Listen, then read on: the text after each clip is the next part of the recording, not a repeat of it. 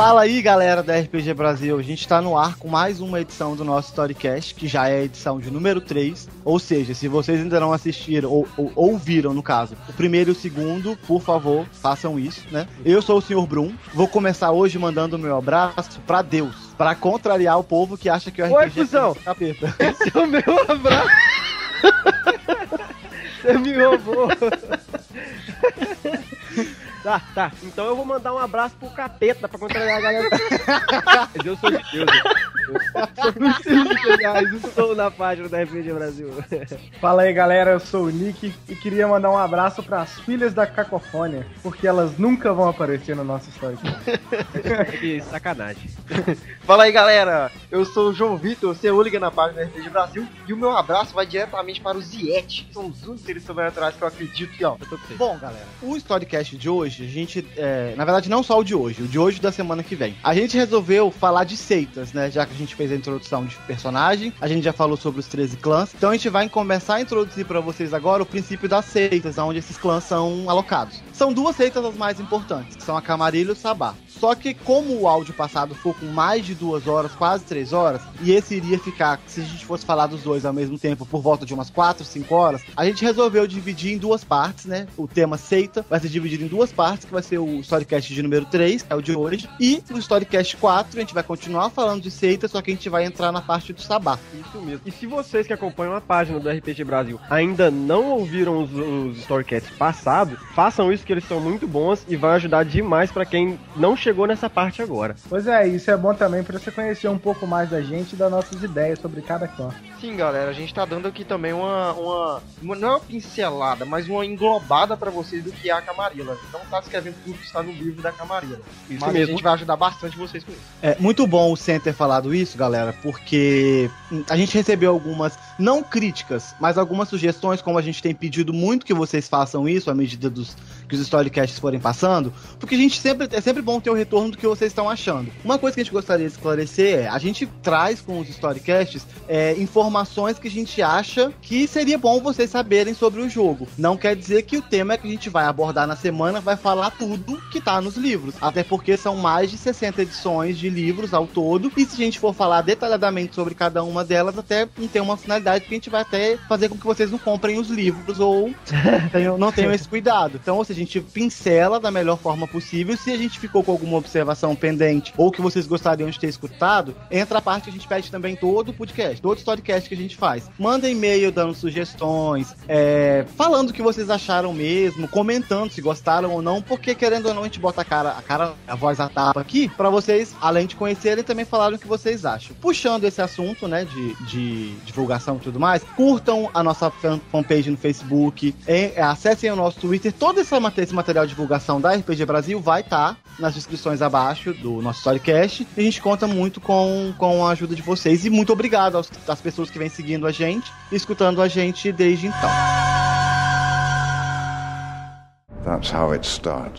The fever, the rage, the feeling of powerlessness that turns good men cruel. Mas antes da gente dar início aqui nesse assunto da Camarilla, eu trago uma surpresa para os meus colegas aqui, mas principalmente para o Soul, que é mestre dos nossos jogos, principalmente de um. Uma pessoa nos mandou um e-mail e o nome dele é Diego Vinícius. E ele perguntou: eu e meus amigos queremos começar a jogar, mas nenhum de nós sabe como mestrar. Você poderia dar alguma dica para nós? Muito grato. Olha só, eu narro aqui pra mesa da equipe do RPG Brasil, mas eu não sou o único mestre que tá aqui. Todos nós já narramos um tempo. Eu só sou o mestre fixo do nosso jogo mais antigo. Isso não significa que eu sou o único mestre, mas aí tem uma dúvida, porque ele nunca narrou ou ele tá querendo uma dica de como narrar o Vampira Máscara? Pelo que ele falou aqui, ele disse que nenhum deles sabem como mestrar. Então eu levaria isso pro lado de que nenhum deles já tenham jogado, né?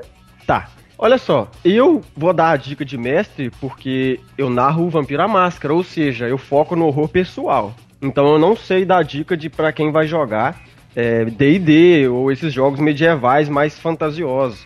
No caso, você sempre foca em fazer uma história com o pé na realidade. E uma dica muito importante também é, pro jogo do Vampiro à Máscara ou os outros do World of Darkness, é importante você saber equilibrar bem a questão do político, da luta física, de tudo isso, da ascensão política. Tudo é muito importante nesse jogo, você tem que saber equilibrar muito bem, porque pro jogo desenvolver melhor e os jogadores criarem os seus próprios objetivos. Uma dica que eu dou pra quem tá começando agora, principalmente no mundo do World of Darkness, pro mestre, no caso, quando você, o Diego e seus amigos escolherem quem vai ser o mestre, uma das dicas que eu dou é, primariamente, não envolver tanto a sociedade vampírica e a política dos vampiros, porque é um assunto mais complicadinho. É um assunto que requer um pouco mais de atenção. Então, a princípio, começa fazendo seus personagens, no caso, se envolverem mais com a sociedade humana. Porque aí vocês vão ganhar tempo pra poder ler os livros, entender um pouco melhor o cenário político do jogo, entender as regras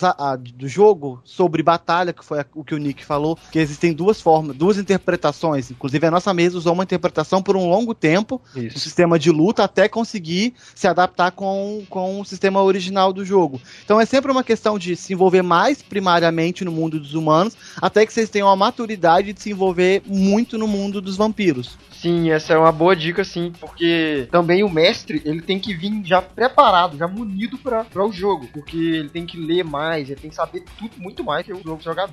E não se ficcione muito nas regras. Igual, quando a gente começou, a gente jogou tão errado, mas não atrapalhou em quase nada no desenvolvimento da nossa história. A gente foi se adaptando com o tempo às regras que a gente ia aprendendo com o jogo, entende? Não se prende às regras. A regra de ouro tá aí pra você usar de início, que é muito útil. Aí conforme você for aprendendo, você vai desembolando muito mais fácil. Não, e outra coisa também importante no jogo do vampiro é você não ter tudo premeditado, você deixar os jogadores buscarem as coisas próprias dele, porque aí isso vai motivar o jogador a crescer dentro das suas próprias limitações ou do que ele quer futuramente. E isso é basicamente deixar o jogador narrar isso aí. Só um último comentário, na verdade, que pra mim, pro grupo que tá se iniciando, a parte mais importante é a escolha do mestre. Isso. Porque um jogo desse mundo do World of Darkness, né, que é o jogo contendo o sistema do Storyteller, ele é um jogo que ele precisa que o mestre tenha uma dedicação no aprendizado, até na leitura mesmo dos próprios livros. Então, no caso, quando vocês forem escolher o mestre de vocês,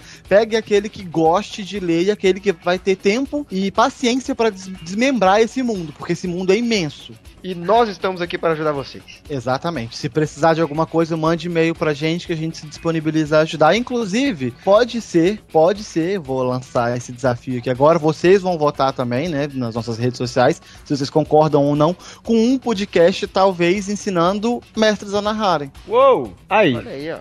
Mas se vocês já quiserem ter acesso a algum material da gente, pode ir lá no nosso blog, que tem três matérias ensinando pra narrar pra 3 fases do vampiro. O Ancilai, o Ancião e o Matusalém. É uma ajuda muito top.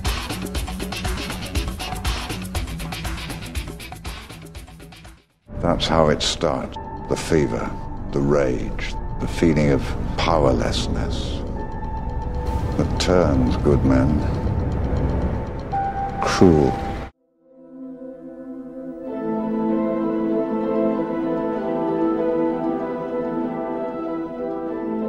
Então vamos começar o nosso Storycast de hoje, que tem o tema A Camarilla, Aceita a Camarilla. E para você entender um pouco da Camarilla, a gente vai contar um pouco do contexto histórico de como essa seita surgiu, de por que ela ter surgido. Bom, o primeiro registro histórico que se tem da Camarilla mesmo, da fundação Camarilla, é por volta de 1450, que remete a gente lá na Idade das Trevas, na época que os vampiros medievais ainda estavam em cena, né, que era o cenário deles. Nessa data, aconteceu o primeiro grande encontro oficial, onde foi se dado o título Camarilla, embora a Camarilla daquela época não seja tão parecida com a Camarilla de hoje, até porque divergiam em diversos pontos. Vale frisar também que a Camarilla ela surgiu depois de um outro grande fato, que foi o movimento anarquista. Isso. Assim, naquela época, a igreja, tudo aquilo que não era cristão, a igreja começou a caçar. Então a igreja começou a ir contra os próprios vampiros. Então eles tinham que fazer alguma coisa para se defender, até porque ninguém quer ser queimado vivo e diversas outras coisas. E alguns membros se juntaram, né, por ordem de um homem que vai ser citar um homem não. Um vampiro. um Ventru que vai ser citado aqui, e deram a ideia de ter uma seita que resguardasse os vampiros de uma forma em geral. Isso. Então, gente, o foco principal, basicamente o que causou estopim para vir ser gerado a Camarilla, foi o movimento anarquista que começou em 1381, depois dos problemas da Inquisição e tudo mais, mas o que veio para definir a Camarilla na frente foi o movimento anarquista, e ele foi um problema muito grande para toda a sociedade vampírica, porque eles causaram muitos contratempos, eram jovens que matavam seus senhores, e isso tudo veio a levar um vampiro, um Ventru, chamado Hadestradit, a invocar uma convenção de vampiros anciões, para poder propor uma aliança entre eles para diminuir ou acabar com essas dificuldades que cruzassem as fronteiras entre os clãs. Aí que começou a originar a ideia da seita Camarilla. Pois é, e os anarquistas, nessa época, eles já tinham os ideais, mas não tinham colocado nada em prática. O que eles fizeram foi o seguinte, eles fizeram a mente dos mortais para atacarem os seus senhores na época, que eles eram camponeses, né, no caso. Aí o que aconteceu? Só que essas revoltas acabaram muito rápido. Só que isso motivou muitos vampiros a atacarem seus senhores. Eles estudaram para quebrar laços de sangue, um monte de coisa envolvendo a isso, tudo na motivação do momento da guerra. Pra vocês terem uma ideia, o movimento anarquista, antes de formar a Camarilla, eles chegaram a contratar o clã Samita para poder fazer um ataque ao clã La Sombra. Olha só. E isso acabou resultando na morte do antediluviano do clã La Sombra. Mas aí existe uma diferença de verdades, porque uns falam que é igual o nosso colega estava falando mais cedo, né? O Sr. Brum. Ele disse que há algumas verdades num livro e há algumas verdades em outros livros, e isso pode acabar causando um problema de entendimento. É por isso que, às vezes, não é levado a sério quando fala que o antediluviano La Sombra morreu nesse contrato entre os anarquistas e os assamitas. Porque em outros documentos falam que o antediluviano do clã La Sombra veio a morrer antes desse acontecimento. Então a gente não pode levar isso tão a sério. Mas aconteceu esse contrato entre os dois, e os dois vieram a ser punidos numa convenção que a gente vai falar mais pra frente. Mas, em 1450, igual o Sr. Brum já falou, os anciões se juntaram junto com esse membro principal, que é o Ventru, e daí originou toda a ideia de vir a fazer a Camarilla. Bom, depois que a Camarilla foi instituída, igual a gente já comentou até agora, teve-se um período de alguns anos, que na verdade foram mais ou menos 4 décadas, onde a Camarilla começou a divergir dos princípios dos anarquistas. E eles estavam vivendo meio que uma guerra, né, naquela época. Então, o que eles tiveram a ideia? Eles tiveram a ideia de fazer um tratado que, na verdade, era uma convenção. Eles tiveram a ideia de fazer uma convenção que foi chamada de a Convenção dos Espinhos. Ela aconteceu em 1493, aonde os representantes da Camarilla se sentaram com os representantes dos anarquistas e pôs fim a essa guerra. Nesse momento, houve uma separação brusca, porque os membros que estavam adeptos à Camarilla seguiram adeptos à Camarilla, e os anarquistas que não estavam de acordo com os princípios que o Ventru e o seu grupo proporam, continuaram o movimento anarquista, que se estende até hoje, que inclusive vai ser dito em algum storycast pra frente. Eu, particularmente, acho os anarquistas rebeldes sem causas, mas enfim. Depende. Mas nessa época era diferente, porque os anciões na Europa, eles comandavam, era tipo um círculo entre eles ali, que comandavam a Europa inteira. Aí eles aproveitaram todo aquele movimento já dos humanos de quererem se libertar dessas guerras, eles aproveitaram e se motivaram disso pra sair desse domínio, pra deixar de ser escravo meramente, né? E querer ser algo maior. E nessa reunião chamada Convenção dos Espinhos, estavam os anarquistas, os assamitas e os membros que estavam formando a Camarilla, que provavelmente já devia ser bastante, já devia ter um número bom de membros. E alguns membros que não iam de acordo com a ideia da Camarilla, com as regras que foram impostas nessa Convenção dos Espinhos, eles acabaram se bandeando pro lado do Sabá. Bom, é isso que eu ia falar agora. Não se pode falar da construção e introdução de uma seita como a Camarilla sem dar uma prévia do Sabá, porque seria a mesma coisa que você falar de arroz e não pensar em feijão, por exemplo. Mas só falando que o Sabá, ele já é uma seita, tipo assim, ele não tinha o nome Sabá, mas ele já é bem mais antigo do que a Camarilla, né? Não, todos já tinham igual. Se você olhar lá no manual da Idade das Trevas do Vampiro, ele já tem algumas citações sobre a Camarilla e o Sabá.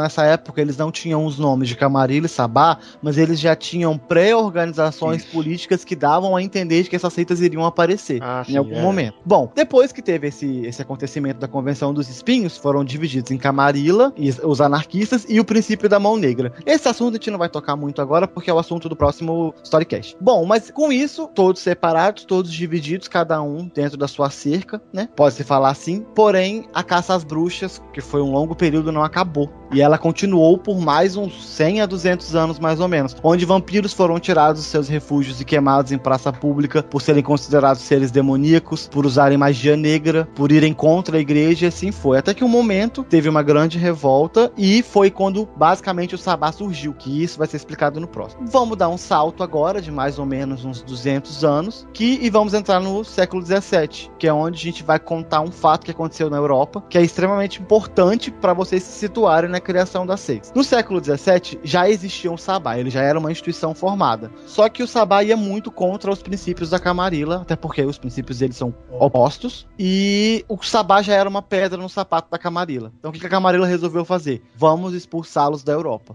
Isso começou uma guerra. Mais ou menos demorou cerca de uns 90 a 100 anos, mais ou menos, até que a Camarilla finalmente conseguiu expulsar o Sabá da Europa. Será que nessa época que o Sabá dominou a Europa, era o clã Tzimice que estava dominando, na verdade? Exatamente. Diz no livro do terceira edição, era assim, o Tzimice era um dos que mais controlava a Europa nessa época, principalmente a parte da Europa oriental. Isso mesmo. Que eles eram os senhores das terras. Eles eram eles comandavam a Europa e a Camarilla interviu e expulsou eles. Porém, essa época era uma época que a América estava sendo colonizada. E como a gente já citou no podcast passado, o clã La Sombra, ele tinha uma grande influência nas navegações marítimas, porque nessa época eles já eram piratas e grandes navegadores. Então o que os La Sombras fizeram com o Sabá nessa época? Eles pegaram seu barco e rumo à América. Nossa.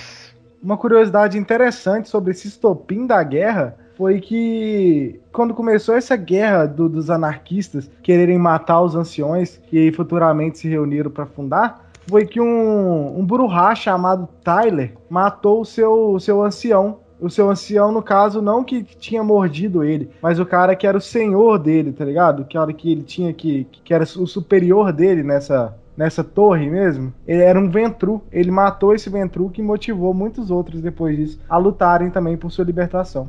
Exatamente. E dando continuidade ao processo histórico, né, do desenvolvimento da Camarilla, no século XVIII, o Sabá já estava na América. Ele já tinha adentrado a América e conhecido um pouco mais o território. Porém, a Camarilla pensou o seguinte: bom, eles foram para uma terra onde tem nativos e não importa a gente. Se bem que esse pensamento, fazendo uma rétrica, foi o pensamento do século XVII. No século XVIII, a Camarilla pensou: vamos começar a mandar pessoas para a América para ver o que eles estão fazendo por lá. Porque se eles foram e não voltaram, de duas uma. Ou eles morreram e acabaram, eles estão colonizando um lugar que a gente pode colonizar futuramente. E foi quando a Camarilla começou a mandar grupos de expedição para a América para poder fazer esse reconhecimento espacial e até mesmo uma pré-colonização da Camarilla na América, pode-se dizer assim. Isso durou por cerca de uns 50 anos, até que a Camarilla começou a fazer ataques. Ela se sentiu confiante o suficiente para fazer ataques na América, mesmo tendo sua sede de controle na Europa. E se passou por alguns anos até que o Sabá resolveu: não, eles não vão entrar aqui, não vão tomar o que é nosso. Só que a Camarilla,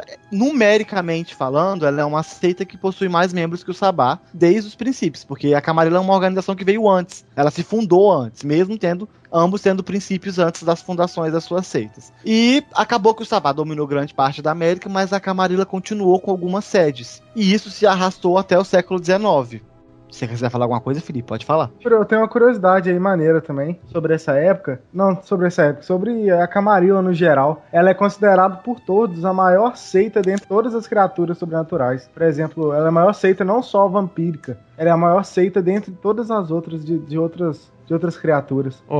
Legal. Então, voltando pro século XIX agora, né? O Sabá começou a ver a Camarilla ganhar muito poder na Europa. Não muito poder, muito território. E isso, pra uma seita rival, é uma coisa absurda. Porra, a pessoa vem pra minha terra e toma conta e vai saindo tomando. Foi quando eles começaram a guerra de colonização da América. Embora nessa época do século XIX já existisse toda aquela questão do progresso da era do vapor, com maquinaria chegando, com trens, possibilitando o meio de transporte mais acessível, então começaram a se enfrentar mais vezes. Só que um fato interessante nessa época é que Camarilla e Sabá vieram para a América. Uma das coisas interessantes em dizer, até historicamente, é que a América era mato. A América, antes da colonização deles, era mato. Então quem viviam aqui os lobisomens, os Garous, os cachorros do capeta. Ah, não, não.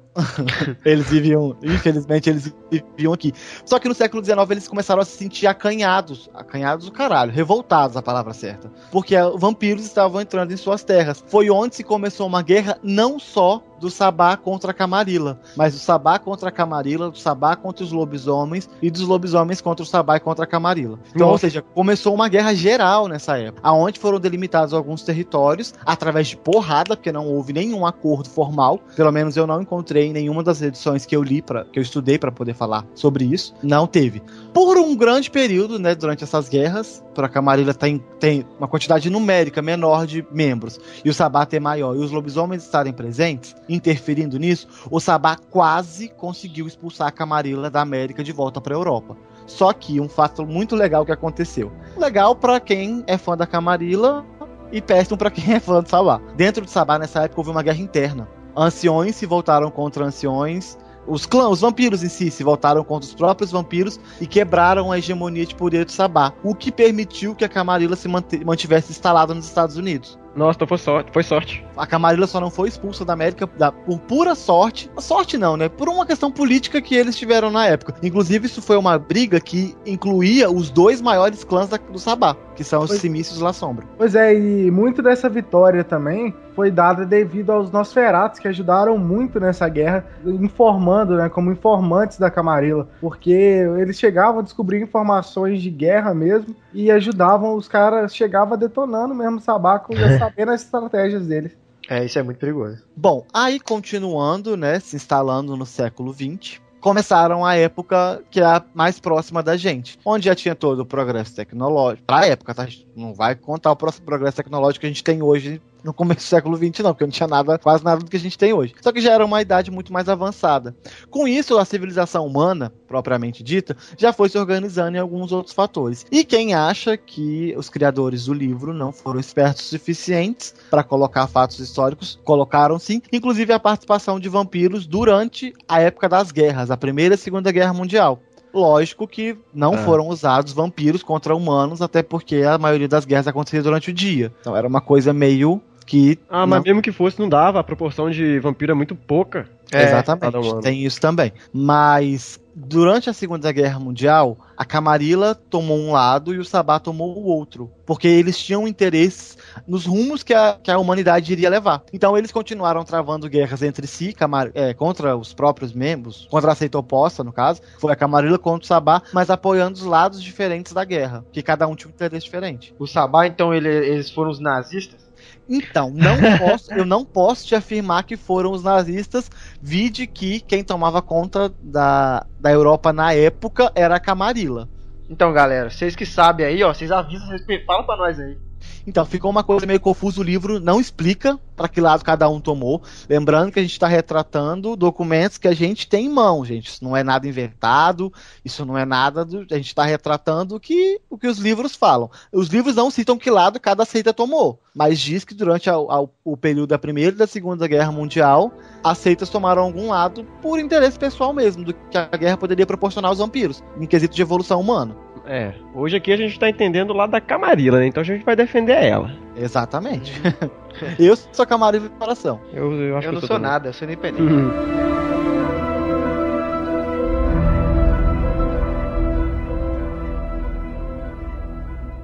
That's how it starts. The fever, the rage, the feeling of powerlessness that turns good men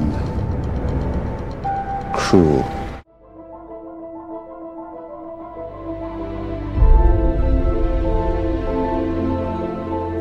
Então, galera, e na época da fundação da Camarilla, que foi parte muito importante dos membros fundadores dos clãs que se filiaram, no caso, na época, quais os clãs que tiveram o maior número de membros filiados? Porque, lógico, a gente não pode citar um clã que todos os membros são de uma determinada seita, até porque não tem como, porque cada membro ainda tem esse livre-arbítrio de escolher seu lado. Mas os clãs, os principais apoiadores da Camarilla, são os Ventru, os Tremere, Toreador, Nosferatu, Malkaviano, Gangrel e Bruhá. E os gangréis, eles saíram e causaram um tumulto na seita muito grande, porque umas pessoas que já estavam acostumadas com todo esse ciclo do poder, eles tiveram que se adaptar a muita coisa após essa saída, porque mudou muita coisa. Ninguém sabe ao certo nem o porquê dos gangréis terem saído, mas tem uma hipótese mais forte, que é que o último Justicar Gangrel, ele se chamava Xaviar. E esse cara, eles dizem, né, que na reunião dele para se reeleger, que ele tinha que se encontrar com o ciclo interno, em vez dele ir lá falar sobre a reeleição dele, como Justicar, ele chegou lá, falou umas merda pros caras e meteram o pé. E ninguém sabe ao certo nem o que ele disse, além do ciclo interno e dele. E como o ciclo interno, ninguém sabe muito sobre eles não se comunicam tanto com os outros vampiros, não tem como saber, porque o próprio Xaviar não disse o que ele disse pro ciclo interno. Foi uma saída completamente informal, assim, eles não deram justificativa. Se você perguntar pra um gangrel, eles vão te olhar com cara feia e vão te meter o pau, porque eles não gostam de falar sobre o assunto. E isso veio acontecer em 99. E, gente, se vocês estão ouvindo aqui e não sabem alguma coisa sobre esses clãs que foram mencionados, houve outro storycast que a gente já falou sobre todos eles. Sim, o número 2. Pois é, e você falou, como você falou, Sou, o negócio que você perguntar pra eles, não só eles ficam putos, eles respondem o seguinte, se eles estiverem de bom humor, né? Fica tranquilo, cuida da sua vida, que nosso motivo foi bom o suficiente. Então, que motivo? Você pode saber que tem treta aí, velho. Justamente, com certeza tem treta. Igual essa história aí que o Xaviar chegou em frente ao círculo interno inteiro, que geralmente são membros muito poderosos, que o Soul vai falar mais daqui a pouco pra ele. Eu não. Não, você não? Que alguém vai falar mais. E chegou e simplesmente falou alguma coisa e anunciou sua saída. E você vê o poder que esses gangréis tinham dentro da Camarilla, o círculo interno não quis retalhar a situação ali, porque sabe todo o preceito que o clã tem, que é um clã muito grande, independente de seita ou não. Então, badalou muito, né? Inclusive a seita que é inimiga da Camarilla, o Sabá, dizem que não é que teve a ver com a saída, mas que logo depois da saída eles tentaram conversar um pouquinho ali, mandar um lenga-lenga pra trazer os caras pra cá. Cobra véia. Puxar os caras. Não puxar todos, né? Porque é impossível. Mas puxar os que tivessem ali com os ideais parecidos, que tivessem algum interesse a mais ou alguma mágoa com a Camarilla, né? O Tizimice pode desfazer o defeito do clã Gangrel em um Gangrel? Não. Ou volta? Volta, né? Ele volta igual de Nosferatu. Ah, exatamente. Tá. O defeito do clã Gangrel, ele não é atribuído ao físico, mas sim à besta do vampiro. E se tiver 2 pernas de galinha e o Tizimice tirar as pernas dele? Ela vai nascer de novo galinha? Vai nascer igual galinha. Porra, então é uma vantagem quase. Mais ou menos, porque o vampiro vai continuar pagando pontos de sangue para as pernas nascerem. Elas vão simplesmente surgir. Aí devia surgir, do defeito dele. Não, elas vão crescer normalmente, Felipe. Ah, é mesmo, velho. Que viagem, cara. Cresce mesmo. Que retardado. Ué. É verdade. Um último adendo aqui na minha parte, não falando mais dos clãs, mas falando do geral da Camarilla, assim, desde a história da fundação, ao contrário do que muita gente acha aí, o Camarilla é o clã bonzinho, não é bem assim não, porque eles têm essa situação toda da Torre de Marfim, e o que acontece?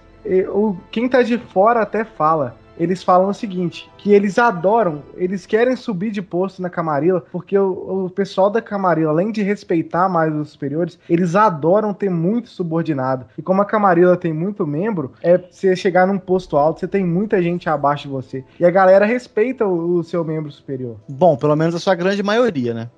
Até porque se não respeitar, vai ser banido, né, velho? E muita gente usa a seita como uma forma de defesa também, né? Com certeza, proteção. Do seu refúgio, de tudo, né? Principalmente os clãs que, fisicamente, pode-se dizer assim, são clãs que têm uma deficiência de poder, né? Assim, pode-se dizer. Com certeza. Tem uma frase maneira que fala no livro do clã Samita. Eles falam que a Torre de Marfim não é nada mais do que simplesmente a nova Torre de Babel. É isso que é cuzão, o Samita é cuzão, rapaz. Se juntou com os caras lá pra poder causar alvoroço, aí depois se fuderam lá, porque a Camarilla que jogou aquele defeito deles de não poder beber sangue de vampiro. Você lembra? Foi a Camarilla? Foi a Camarilla. Porque nessa guerra, muita gente tava aproveitando que essa onda de matar o senhor pra fazer diablé nos seus livros. Eles estavam fazendo diablé. Os Samitas adoraram essa guerra por causa disso. Era a chance deles fazer diablé na porra toda. E fora, eles foram julgados naquele Conselho dos Espinhos. Uhum. Eles foram julgados, aí essa foi a penitência deles e eles tiveram que aceitar tudo de bom grado, né? Porque... E fora isso, a Camarilla deu uma colher de chá pra eles, falando que eles não iam atacar, iam deixar a Lamute fora de qualquer tipo de vista se eles aceitassem os termos que foram impostos naquela convenção. Convenção, eu falei conselho, é convenção dos espinhos, é isso mesmo. Pois é, e depois que os assamitas meio que ficaram meio revoltados, alguns líderes do início da Camarilla já tava começando a falar assim, ó, dá uma passada lá em Alamute, tá? Porque a coisa não é bem assim que vai funcionar, não. Gente, Alamute, pra quem não sabe, é a casinha onde o clã samita fica. Ouve o Storycast 2, vocês vão saber. É isso aí. Então, galera, vocês estão começando a se sentir estruturados aqui na Camarilla, aqui eu tenho que mostrar pra vocês uma coisa extremamente importante, que é um fundamento da Camarilla, que é uma construção que se desenvolve para o seu jogo, de como fazer isso. Pois a Camarilla existe uma peça-chave que é praticamente viva nesse jogo, né? Que são as cidades.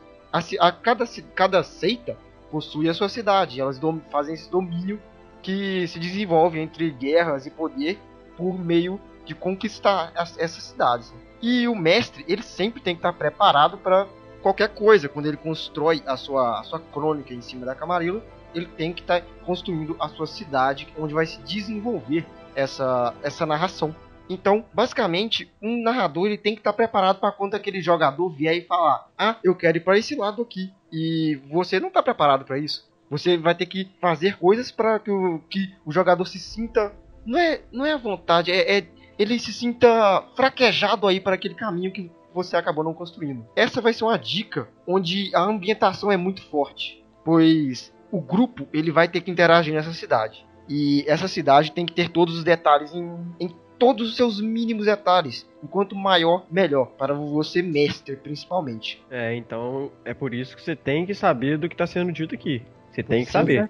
Com certeza. Voltamos para aquela questão da pergunta do Diego no começo do Storycast. Diego, fica mais esperto nessa parte agora, porque as partes que irão vir agora, para caso você escolha uma cidade de onde seja domínio da Camarilla, vai ter uma parte de fundamental importância na criação do jogo de vocês. Pois é, e como o senhor Brum disse aqui, essa parte dessa parada de domínio, de tal seita, de outra seita, vocês fazem o seguinte: vocês peguem os livros by the night, às vezes se tiver da cidade que vocês querem jogar, que vocês vão encontrar como adaptar essa questão de uma seita em determinado lugar, e pode ajudar bastante quem tá começando a jogar e quer usar bem a cidade, não sabe como funciona a noite no Vampiro à Máscara, né? Exatamente, falando sobre isso, esse é um ponto muito forte, onde o mestre vai ter que desenvolver a ideia. Se ele vai usar uma cidade existente, que já facilita muito melhor geograficamente falando para ele, ou criar uma cidade do nada. Ele também tem o direito de fazer isso, uma cidade sua, da sua própria Camarilla, onde ele vai ter desenvolvendo, porém ele vai ter muito mais trabalho, né, de construir esse tipo de coisa,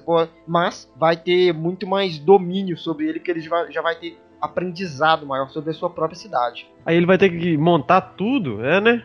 Nossa, ele vai ter que exatamente. Elísio, é difícil, mas deve dar um resultado louco também depois que tá pronto. Você acha na internet, nas interwebs aí da vida, você acha alguns by the night criados por fã, tá ligado? É mesmo, já vi no Brasil. Das próprias tem, eu já vi do Rio de Janeiro, tem do de Rio São de Janeiro, Paulo. isso são mesmo. muito bons. São muito bons. Apesar que o By the Night, feito do Brasil, foi feito eu acho que foi pelos espanhóis, porque o livro é em espanhol.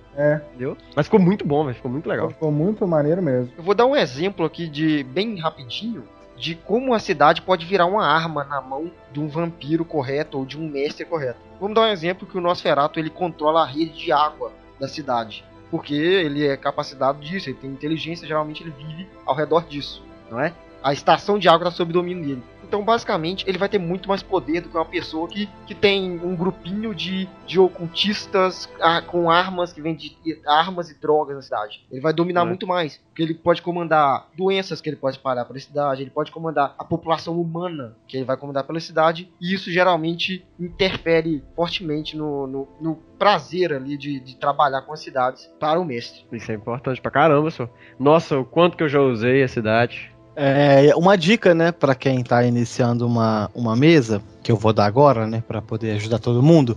Sempre, eu sei que a maioria das pessoas, a grande maioria, se identifica muito por membros do Sabá. Só que é didaticamente comprovado por mim que começar em jogos em cidades da Camarilla leva o personagem a ter um entendimento melhor do jogo. Por que eu tô falando isso? Porque a Camarilla é uma desorganização organizada. O Sabá é uma desorganização desorganizada. E o Sabá é meio que as cidades do Sabá são meio que cidades sem lei. Então, ou seja, pessoas que criam membros dentro do Sabá ficam meio perdidos, assim, sabe? Meio que não tem muita regra pra seguir. Isso, pra quem tá começando, é um pouco ruim. Ao mesmo tempo que pode ser muito bom pra quem tem a mentalidade muito que pega as coisas muito fácil. Os termos usados na hierarquia da Camarilla parece que facilita mais do que o do Sabá. Pois é. Se você escolhe meio que o lado, né? Se você quer ser dos X-Men ou se você quer ser do lado do Magneto. É meio que... Irmandade. A Irmandade é da mística.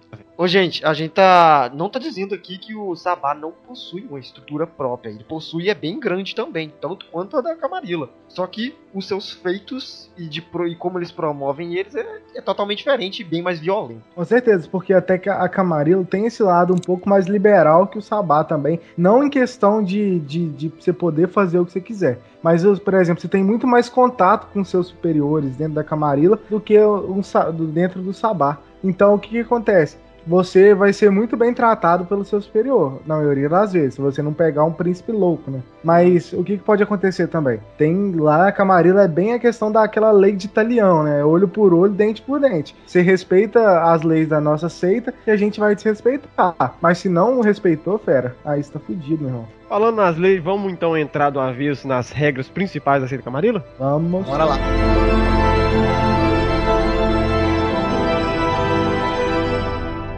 That's how it starts. The fever, the rage, the feeling of powerlessness that turns good men cruel.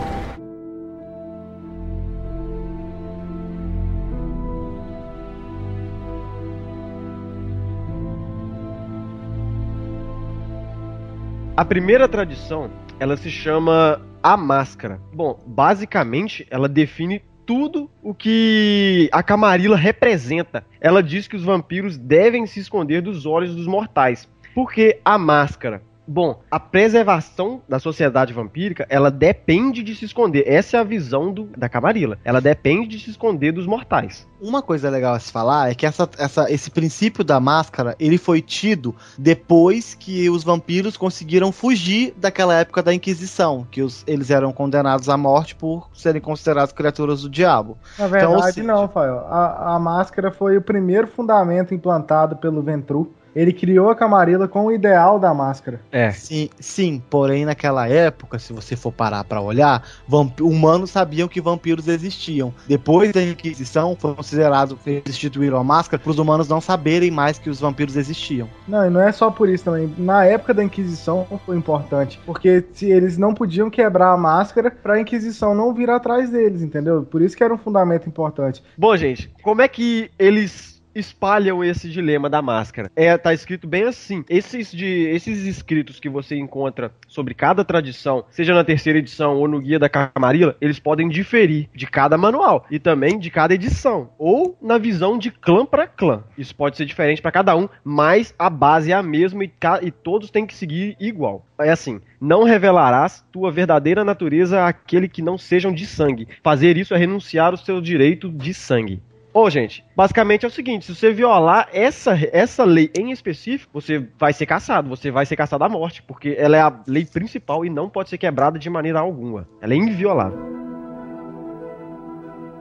Bom, seguindo as tradições, vamos para a segunda, que diz a respeito do domínio. O que se encontra em documentos que descreve o domínio é a seguinte, né, na verdade não é uma frase, é um texto que tá aqui, que os manuais descrevem. Teu domínio é tua responsabilidade. Todos os outros devem te respeito enquanto nele estiverem. Ninguém poderá desafiar uma palavra enquanto estiver em teu domínio. Bom, essa segunda tradição, ela diz respeito, lógico, aos seus membros, porém aos seus visitantes. Visto que uma coisa muito interessante que eu li nos manuais foi que um membro do Sabá pode sim fazer serviços dentro de uma cidade da Camarilla. Porém, ele deve ter a permissão do príncipe, que vai ser explicado depois o que e seguir as normas que a Camarilla rege. Esse princípio, essa tradição, o princípio dela basicamente é território da Camarilla, ordens da Camarilla, você vai ter que acatar. É basicamente isso que ele diz. Você vai estar no território da Camarilla e você vai respeitar tudo que a Camarilla diz, falar sobre isso. Uma coisa muito legal, que se você for comparar a tradição de antigamente para a tradição de agora, é que essa questão do domínio mudou, porque antigamente o domínio era um território. Na idade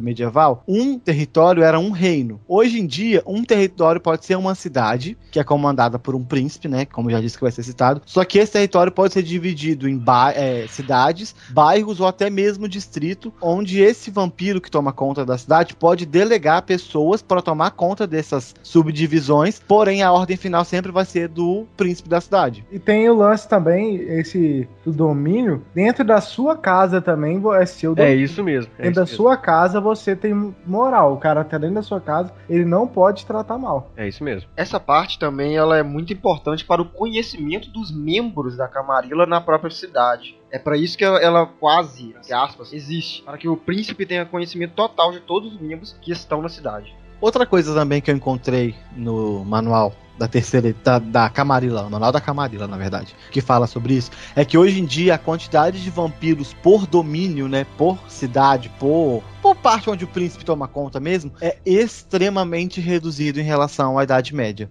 Por exemplo, hoje em dia, dentro de uma cidade da Camarilla, pode ter no máximo 100 membros.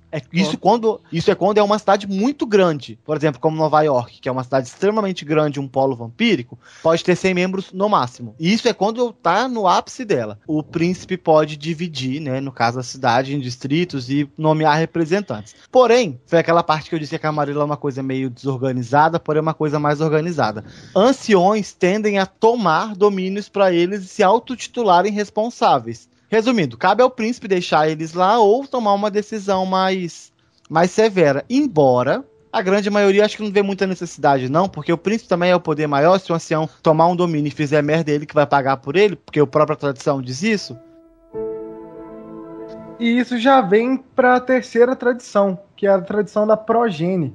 E o que acontece nessa tradição? Apenas com a permissão de teu ancião gerarás outro de tua raça. Se criares outro sem a permissão de teu ancião, tu e tua progenie serão sacrificados. O que acontece? Muitos príncipes da cidade, eles querem que as pessoas vão pedir a eles para fazer uma cria. Mas não é bem assim que acontece, porque tem príncipe que não liga muito para isso. Aí quem vai pedir, tem que pedir autorização pro ancião. Mas é o que acontece? Não só quem criou que fica responsável pela sua progenie, se ela fizer merda, mas o seu ancião que permitiu isso vai ter que se reportar pro príncipe se sua progenie fizer alguma coisa errada. E isso, por isso que tem que pensar muito antes de você fazer uma cria, porque é uma coisa muito importante nessa Torre de Marfim da Camarilla. Porque se você é da Camarilla e fez uma cria, automaticamente sua cria vai ser da Camarilla, né? Lógico que futuramente ela pode abdicar disso, porque ela também tem livre-arbítrio dela, como todos os outros vampiros. Mas inicialmente ela é da seita que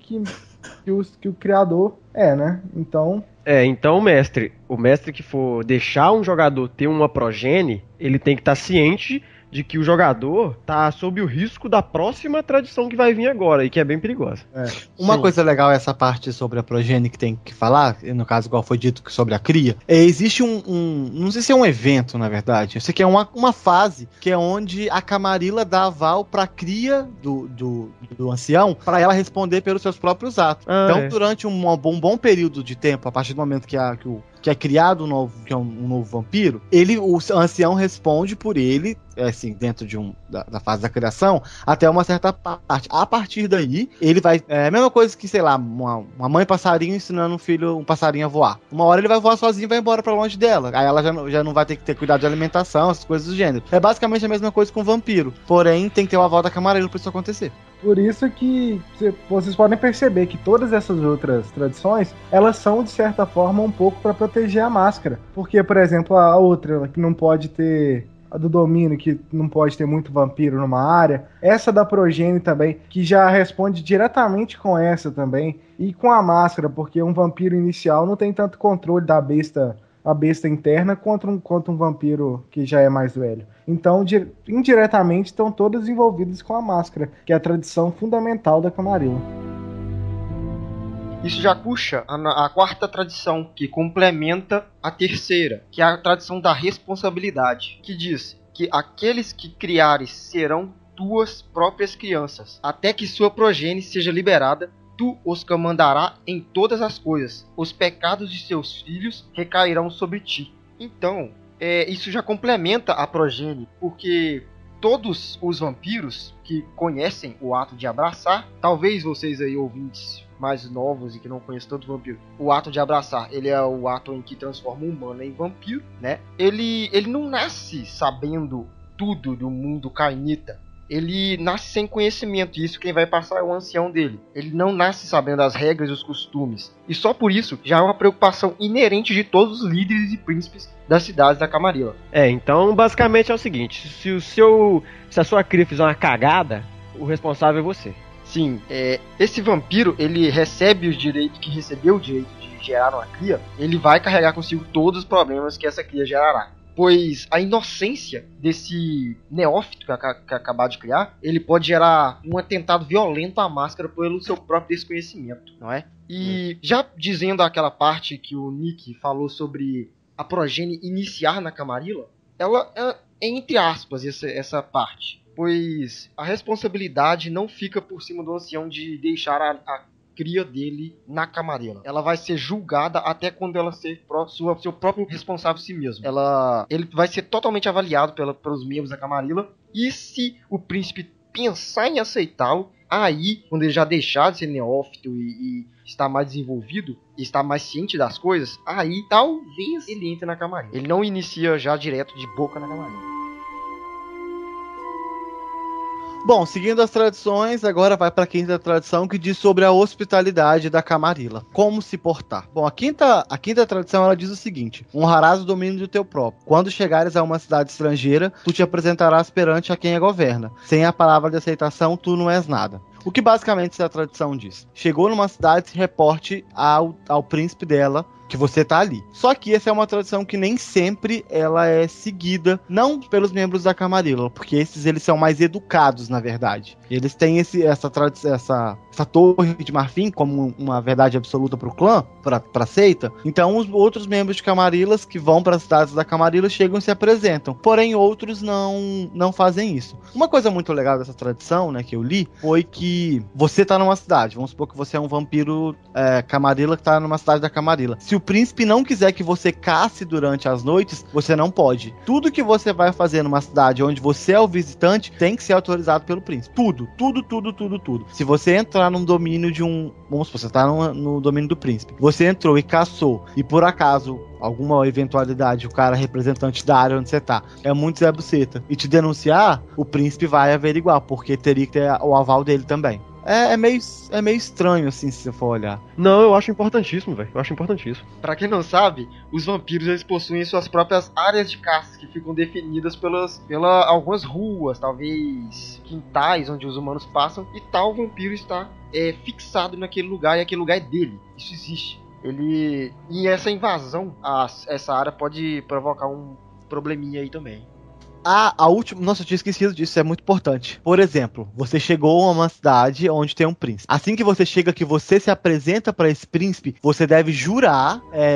Jurar não, você deve reconhecer a autoridade dele naquela área. Se você se recusa a reconhecer a autoridade dele, imediatamente, é quase instantâneo, um algoz vai dar cabo da sua vida. Pois é. Você tem que aceitar receber as ordens daquele príncipe. Isso é muito importante também, por quê? Por exemplo, o príncipe vai ter mais controle, né, sobre quem tá na sua cidade. E se o cara fizer merda, ele já sabe pra quem que ele vai mandar a caçada de sangue. Isso. Bom, agora a última tradição, a sexta e última tradição, ela se chama a destruição. Bom, basicamente ela prega o seguinte: tu estás proibido de destruir outro de tua espécie, o direito de destruição pertence apenas ao teu ancião. Apenas os mais antigos dentre vós convocarão a caçada de sangue. Eu falei certinho, viu? Que isso, cara? Que isso? Na moral. Agora, beleza, o que isso significa? Significa que você, no domínio de um príncipe, num domínio da Camarilla, no caso, você não pode destruir outro vampiro, porque é estritamente proibido. Essa tradição, ela tem uma importância tão grande quanto a máscara, em questão de proibição. No caso, se você destruir algum inimigo sem a permissão do seu ancião, basicamente é pedir pra ter a caçada de sangue em cima de você. A caçada de sangue a gente vai falar mais pra frente pra vocês verem que é uma punição muito, muito importante.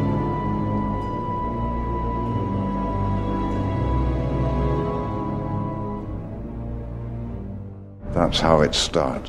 The fever, the rage, the feeling of powerlessness that turns good men cruel.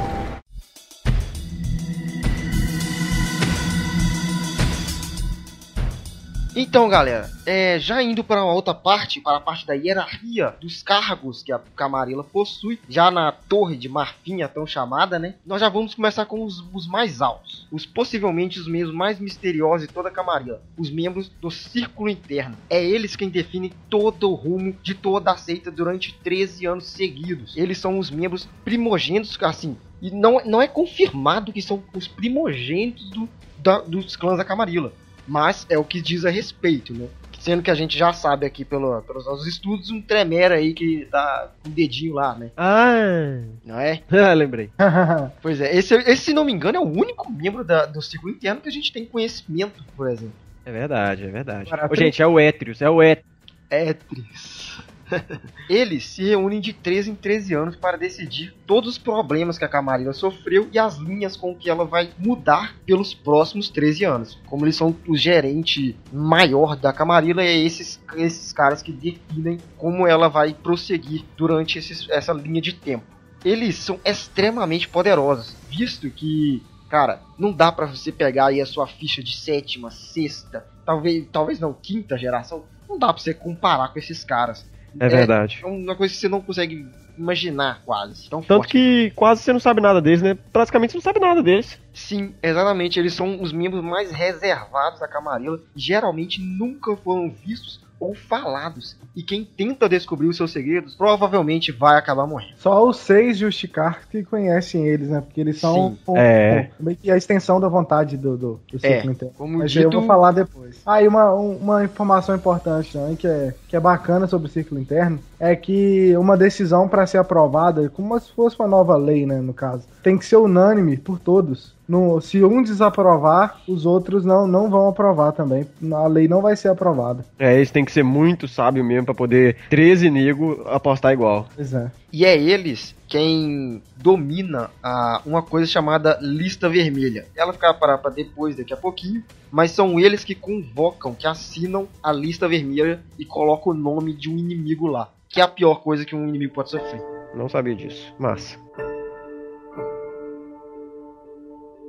Vamos começar a falar agora dos Justicares. O que significa esse nome dentro da Camarilla? Os Justicares são 6 membros vampiros muito poderosos que são nomeados diretamente pelo Círculo Interno para serem os olhos, os ouvidos e algumas vezes até o punho, né? E essa nomeação é um processo muito longo, não é só chegar e simplesmente falar assim, eu quero ser Justicar. Tem por exemplo, são 6 membros de uma Camarilla gigantesca, com tantos membros. E muita gente quer isso. E esse processo é tão desgastante que, por exemplo, tem muita gente que fala que aquele Xaviar lá, que era o Justicar do Gangrel, ele saiu devido a esse... Ele quis sair, como ele era o membro de posto mais alto dos Gangréis, no caso, ele quis sair e levou o povo junto, porque ele não queria passar por essa luta toda de novo. É um dos motivos? Não, é uma hipótese, né? Não tem uma hipótese. Certo, não. Tem várias hipóteses. Por que o Xaviar fez aquilo em frente ao Círculo Interno? Ninguém sabe o que ele falou, mas foi alguma coisa tensa. Então essa é apenas uma das hipóteses. Tem muita gente que liga o Justicar também às caçadas de sangue. Só que não tem como ligar eles exatamente na caçada de sangue, não. Mas tem muita gente que fala que eles são importantes para definir quem vai ser caçado ou não. Porque eles são membros muito importantes. E se eles chegarem na cidade, os príncipes vão, de certa forma, tratar eles com respeito, mesmo dentro do seu próprio domínio. Não é na própria parte aqui do Círculo Interno, diz que os membros do Círculo Interno usam Justicares como arma contra os Red List. Pois é. Então, e tem toda essa situação também, que nem você falou, assim. Por exemplo, eles têm. Os clãs todos querem ter um Justicar. Porque é um membro importante e os clãs querem ter seus benefícios ouvidos. Assim como um partido quer colocar um governador, um deputado, eles querem ter várias patentes altas para os seus desejos particulares serem ouvidos, né? Mas, basicamente, os 6 membros é um de cada clã. Não, mas já teve membros de 2 membros de negócio. Já teve? Já, igual, lê aí na página 26, tá falando que já teve briga por causa disso aí. Ah, massa. Mas hoje é um de cada clã, não é? Hoje, fora o Gangrel, os atuais, eu não, porque são 5 clãs agora, atuais. É, tá aqui. Bruhal, Malkaviano, Nosferatu, Toreador, Tremere e Ventru.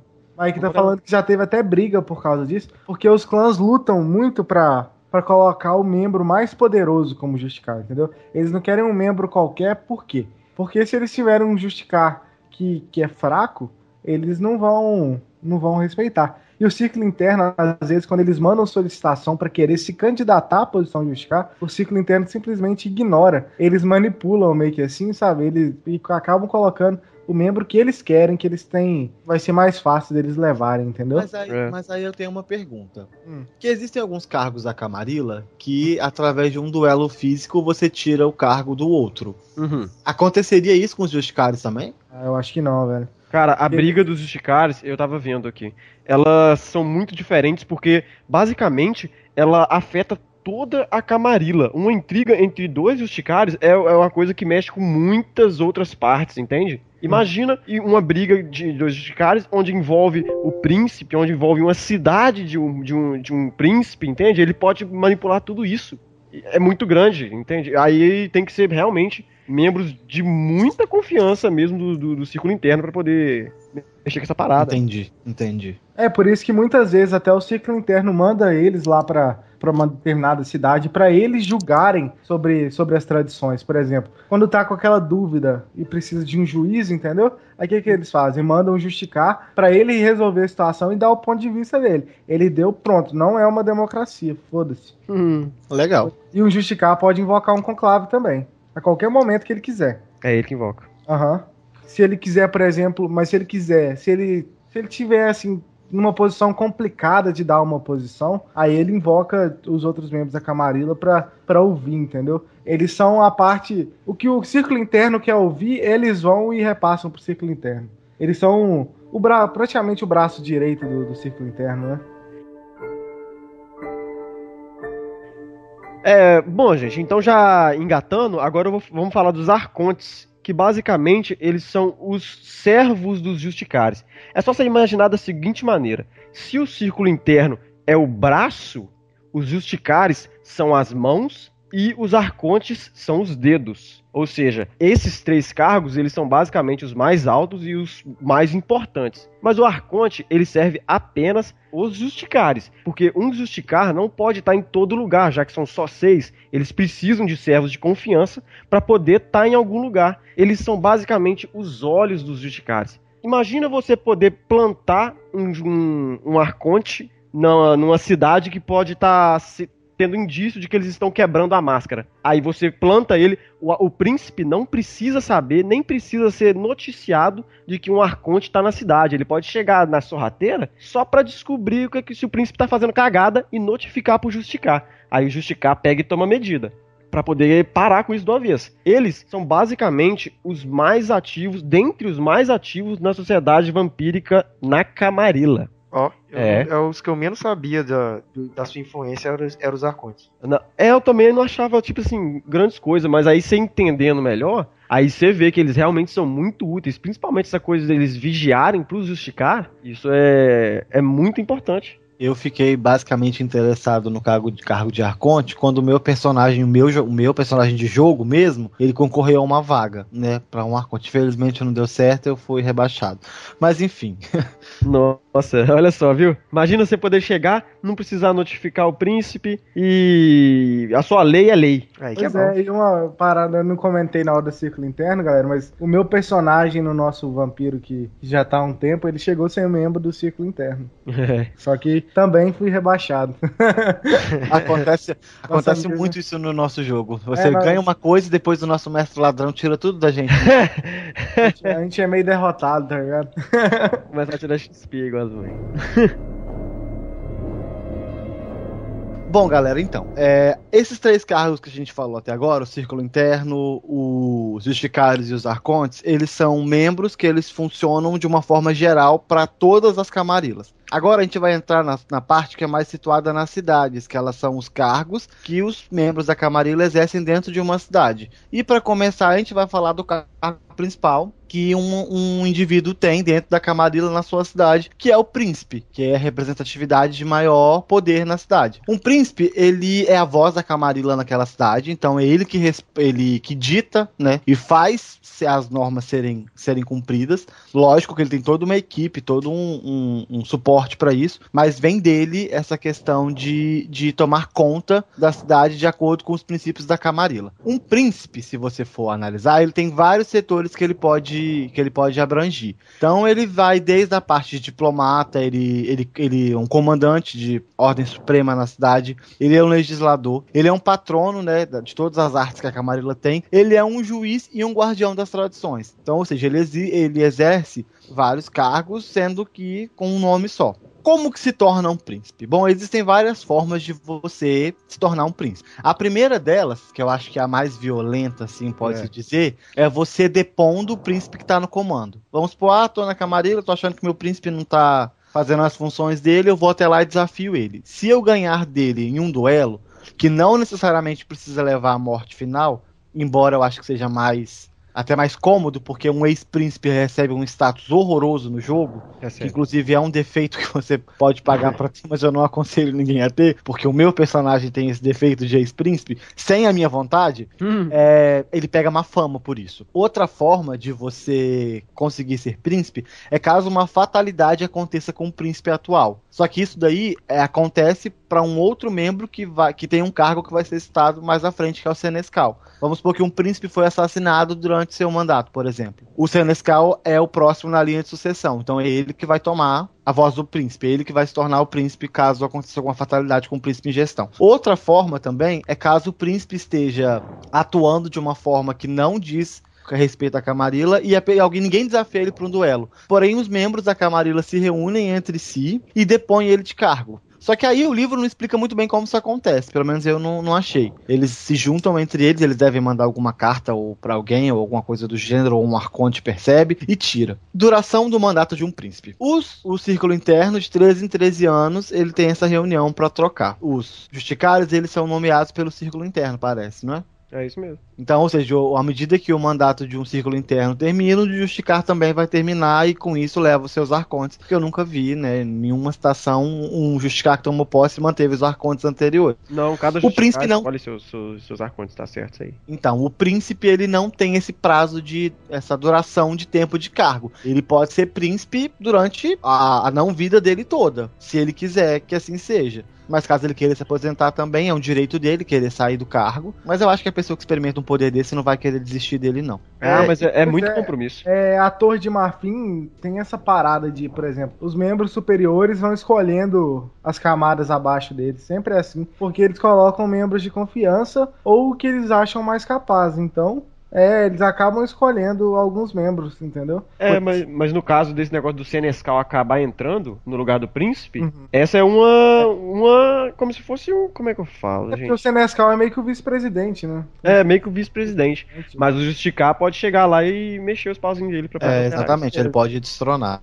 Só pra dizer aqui também, gente, no livro da Camarilla tem qualidades e defeitos, mas principalmente a qualidade, obviamente, que você pode pegar cargos na Camarilla. Eu não recomendo. Como, por exemplo, você com 7 pontos de qualidade, você pega a Primigine. Da Primigine, isso é um absurdo. Porra, você já tá um passo pra ser um príncipe, vamos dizer assim. eu não recomendo, que isso tira toda a experiência de se fazer uma crônica na Camarilla. Eu também não deixaria. Até porque você perde um pouco, principalmente para membros, para pessoas que não sabem como funciona um jogo, começar num cargo tão alto, porque primeiramente, quando você faz uma ficha, você nunca vai ter uma ficha foda, porque 753, 395, que são os atributos que você vê na ficha, não te dão um atributo para você ser um primigine, por exemplo. Então você perde A não ser que você fosse da primigine de Mutum ou de Monéis. Então, ou seja, é meio que uma forma de você não entender a política se você fizer isso. Eu não aconselho. Pessoas que têm esses cargos são pessoas que acabam tendo mesas longas, como a nossa, que já tem 5 anos, 6 anos. É uma média assim. São que você aprende a lidar um pouco mais com a política desses locais. O príncipe, voltando a falar dele, ele tem a responsabilidade de tomar conta de todo um domínio, né? Que volta para aquela questão da segunda tradição. Então é ele que delega os representantes dos lugares, é ele que dita os elísios, que são lugares onde não pode de forma nenhuma ter manifestação vampírica, que são áreas pacíficas, né? Onde os vampiros vão ou para conversar ou não vão, né? A grande maioria que não gosta de socializar com os humanos não vai. Não digo nem refúgio, né? O próprio nome diz Elísio, é um lugar onde não se pode ter atividade vampírica dentro dele. Então é o príncipe que denomina esses lugares. O príncipe, ele é responsável por nomear a maioria dos cargos que vão ser falados aqui na frente agora, exceto o Senescal, que eu não tenho certeza se é ele que escolhe. Isso eu realmente não tenho certeza. Provavelmente. Mas deve ser também, porque é ele que tem um poder maior. E já entra no segundo cargo, que eu vou emendar logo no príncipe, embora não seja um cargo que trabalhe diretamente com o príncipe, que é o secretário. O secretário, primariamente falando, ele não é um cargo oficial da Camarilla, né? Ele é um cargo que alguém vai exercer, mas ele tá na Torre de Marfim, só que ele não é oficial dentro da Camarilla. Quais que são as funções de um secretário? Pegar o chá. Trazer o chazinho. Mais ou menos, porque ele tem algum tipo de poder político ainda. Ele ainda é uma representatividade da Primigine. É X-Uni, pô. É X1. Gente, não seja um secretário na vida, pelo amor de Deus. Então já vamos puxar então e falar das primigines que trabalham diretamente com o secretário. Porque a primigine, o que é a primigine diretamente falando? A primigine, ela é como se fosse o conselho, os membros mais fortes de determinado clã dentro da cidade. Eles, por exemplo, eles sempre estão ali dando pitaco no príncipe, estão opinando, eles são meio que um conselho do príncipe mesmo. E, por exemplo, eles estão ali, lógico, para defender os interesses do clã deles, sempre. Isso. Porque eles não são bobos também de estar lá dentro para defender os ideais de outro clã, né? E o que acontece? O Primigine, ele é muito sacrificado de coisa para fazer, por quê? Porque ele é responsável por todos os membros do clã na cidade, que são da Camarilla, no caso, né? Porque pode ter um Ventru antitribo também na cidade, que aí ele não tem responsabilidade nenhuma sobre ele. É verdade. Mas a Primigine, no caso, ela, como fica muito sobrecarregada, esse secretário ajuda muito em algumas funções burocráticas, por exemplo, fazendo ali conversando, mantendo a conversa aberta entre o príncipe e a Primigine, por exemplo, até passando os interesses de tal membro da Primigine pro príncipe, aí o príncipe releva ou não, né? Ele meio que intermedia, né? Exatamente. Ele faz o que a Primigine não tem tempo pra fazer.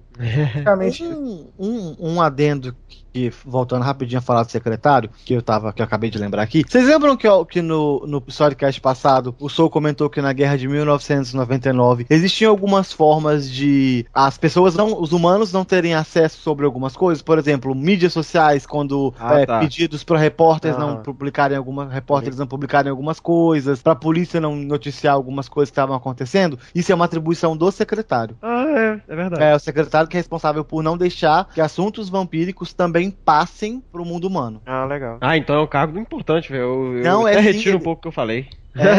Pelo que eu li nos manuais, ele não é um cargo oficial, como eu já tinha falado, só que ele é um cargo que tem, não é extremo poder, porque não pode considerar um cargo uma coisa dessa como extremo poder, mas ele tem uma influência muito grande dentro da cidade onde ele tá atuando. E, geralmente, outra coisa que eu achei, que eu tô lembrando agora, assim, como os secretários, na maioria das vezes, funcionam a mandato dos próprios Primigine, quando algum Primigine é destituído, o secretário que recebeu essa ordem do Primigine é destituído junto também. Pois é, e a Primigine também é difícil escolher a Primigine. Por quê? Porque às vezes se o príncipe quer colocar tal membro como Primigine, só que o clã tem essas reuniões de clã e tudo pra definir determinadas coisas do clã que não envolvem tanto a Camarilla em si. Aí o que acontece? Às vezes acontece um embate aí, por quê? Porque o príncipe quer colocar tal membro como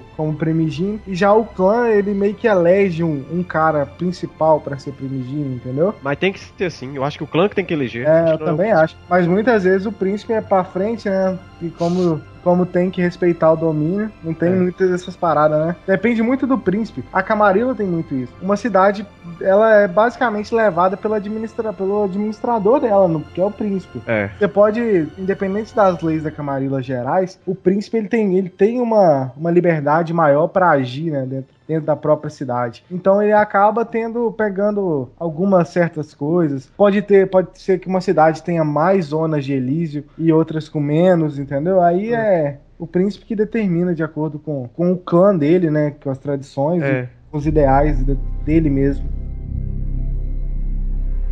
Bom, galera, já falando aqui de um outro cargo que tá ao lado dos príncipes, são os senescais. Eles são basicamente a mão direita. É por eles que toda a informação vai passar antes de chegar pro príncipe. Isso faz deles conhecedores muito maiores da cidade do que o próprio príncipe. Pois, acima de tudo, o senescal ele é a segunda lei se comparada ao príncipe. Ele quem mesmo vai ficar no lugar do próprio príncipe quando ele precisar sair. O príncipe decide quem será seu senescal, de confiança, ou de outras maneiras que ele mesmo quiser decidir esse tipo de coisa. Essas informações que estão possuídas pelo senescal, o senescal filtra ela para o príncipe, pois isso traz uma vantagem para o próprio senescal. Ele pode usar e abusar das informações que chegam para ele fazer bem o que entender do que mandar para o príncipe e até mesmo sair em vantagem, vamos dizer assim. Isso é muito feito pelos senescais. Um caso notável que aconteceu em 1836 em Nuremberg foi que um agente infiltrado do Sabá conseguiu chegar até o cargo de senescal, roubar os segredos da cidade e quase levar à destruição completa da cidade por meio das informações que ele considerou o cargo de senescal muito melhor do que se ele fosse príncipe, que as informações que o senescal ia receber é muito maior. E ele não conseguiu destruir? Não conseguiu. A Camarilla conseguiu intervir isso antes que a cidade fosse tomada. Então ele é um fracassado. É isso que ele é. Não, foi muito bom, velho. Foi o Sabá que não fez o papel dele. É verdade. Porra, passar anos dentro da Camarilla e não conseguir tomar a cidade, Sabá, vocês estão de brincadeira, né? Pois é sacanagem, velho. Beleza. Então vamos falar de uma vez agora das piranha. Só contando uma história aqui engraçada. Agora teve um. Depois você fala, é porque é sobre o senescal, porra. Uhum. É porque tinha um príncipe que era da Camarilla, que ele era um toreador, o nome dele era Edward. Ele era do Colorado, Denver. E ele namorava a Bela do Crepúsculo. Eu tinha falado essa piada, mas não, ele era um toreador. Aí o Justicar teve que matar ele porque ele tava puto com o cara que esse toreador não fazia nada, deixava o trabalho todo pra ele, velho. Aí ele falou assim, não, porra, eu vou ficar aqui igual um otário fazendo o trabalho todo e não vou ganhar o status de príncipe. Ele foi e matou o príncipe. Acabou gerando mais trabalho pra ele e tudo, e eu não sei o que aconteceu depois, só fala aí. Vocês lembram que alguns segundos atrás eu disse que eu já fui príncipe e fui rebaixado? Atualmente eu sou senescal. Faz nada. Então mentira! Mentira, eu sou o que mais trabalha na nossa cidade. Então já tá na hora de você matar o príncipe aí pra poder, né, se só que o foda é que matar o nosso príncipe tem que tirar o tunique da mesa. É meio foda, né, assim. É só chupa fogo na boca, filho. Rapidez. Sabe aquela frase, tá aqui, não tô mais, tá me vendo, não tô? É mais ou menos isso. Comigo é só holocausto. A resposta sobre o nazismo sou eu. Deixa eu te falar só uma coisa, só uma disciplina nível 6, chama paixão. Você vai ter um laço de sangue que você vai lamber até o chão onde eu piso. Tá, mas não vamos discutir isso agora não, porque senão vai ter gente que para nossas conversas. Vai acabar perdendo a ficha aí e vai ficar ruim pra mim. Chega, cansei de perder ficha, o próximo perde ficha que agora sou eu não. Tá bom, deixa eu falar agora das piranhas da Camarilla, fazer favor. Pô, velho, faz isso não, é falta de respeito, velho. Eu tô brincando. São as arpias, galera. As arpias pensa que não, mas quando você tá distraído, ela já sabe o que tem que fazer com o tal sujeito. Ela basicamente é a traficante de fofoca da Camarilla, do príncipe. Ou seja, se você precisa de alguém pra criar uma guerra social em um evento ou em qualquer lugar que seja, as arpias estão aí pra isso. Elas são informantes, elas vão em pontos, em lugares e toda a área social, elas estão trabalhando ali pra poder reunir as informações ou espalhar boatos pra difamar um membro. Gente, o que elas podem fazer com informação é muito perigoso. Ela pode acabar com seu status se elas quiserem, entendeu? Pois é. É tipo essas revistas de fofocas, de Titi, Capricho, essas porra tudo. E tem uma parada muito maneira que fala no livro da Camarilla, é que, por exemplo, quando um líder do Elísio tá sendo fracassado no posto dele, eles mandam as arpias pra acabar com ele, não com luta, mas, tipo, falando merda com eles, tá ligado? Até eles se rebaixarem tanto que não querem nunca mais ver. Olha que desgraça. Só pra saber, gente, a arpia tem que ser exclusivamente mulher? Porra. Não, precisa. Ah, cara, eu não vou falar. Eu já li o caso de uma arpia que era um homem, ele era um tremé. Eu não achei. É porque se eu procurei na internet e não achei. Se você for arpia homem, você vai ser aquele dragão da Mai, tá ligado? Ou você vai ser o Edward mesmo. Tá falando? Tô falando. Não, tô brincando. Eu acho que não, porque se você ler toda a descrição de arpias no Guia da Camarilla, você vai ver que tá tudo se referindo a ela. Ela, tá entendendo o tempo inteiro. Então, as arpias. As arpias. Isso mesmo. E eu procurei. Os arpios. Não tem os arpios, né? Até porque eu acho que nem tem uma palavra masculina pra arpia. É verdade. Talvez seja por isso, né, que se refira a ela. Exatamente. Então... Uma coisa interessante que agora que você falou, eu abri o livro aqui pra ler, essa parte da arpia, tá falando aqui, ó.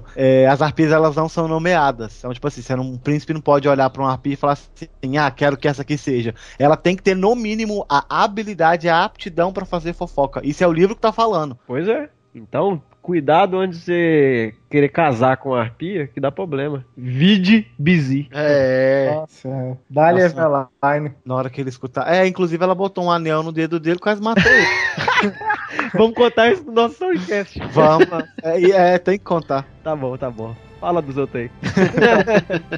Como a gente já tava falando das arpias que acabam com a vida dos zeladores do Elísio, a gente vai falar dos zeladores do Elísio. Os Zeladores do Elísio é um título meio que autodescritivo, né, velho? E querendo ou não, a gente fala assim, nossa, que bosta, eu sou o Zelador do Elísio. Mas não, é muito importante dentro do Elísio. Por exemplo, se um príncipe quiser parar uma reunião que tá tendo, que geralmente essas reuniões do Elísio são em lugares culturais, que nem museus, teatros, essas coisas, o príncipe não pode parar. Quem para é só o Zelador do Elísio. Ele tem muita moral dentro da Camarilla até. E na avaliação desses caras, o que acontece? Eles avaliam muitas coisas. Eles avaliam o direito de, por exemplo, a consciência desse cara em relação aos mortais, em relação à máscara e em relação a essa questão toda de proteger o Elísio mesmo. Porque eles não são responsáveis só pelaquela área do Elísio também. Eles acabam tomando conta dos arredores tudo. E se acontece merda no Elísio, aí esses caras estão fodidos. Porque quem vai acabar com eles